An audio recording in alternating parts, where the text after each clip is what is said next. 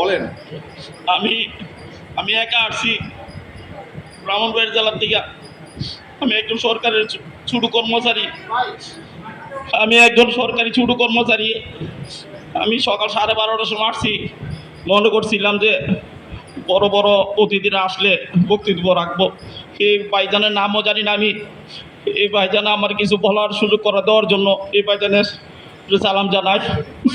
আমি সালাম জানাই এই ভাইজানরে।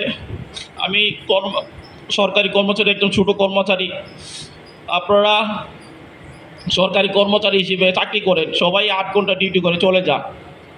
আপনারা কি কোনোদিন ভেবেছেন সরকারি কর্মচারী 14 শ্রেণী স্টাফ যারা আছে, একটা এমএলএসও 14 শ্রেণী কর্মচারী, সেও 8 ঘন্টা ডিউটি করে চলে যায়।